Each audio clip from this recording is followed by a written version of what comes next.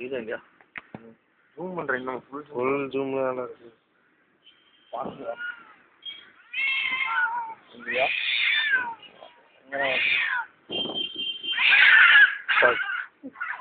நாளைக்கு யூடியூப்ல வர சூப்பர் இது கிடைக்குது. கடிச்சு கொண்டு போகலாம்.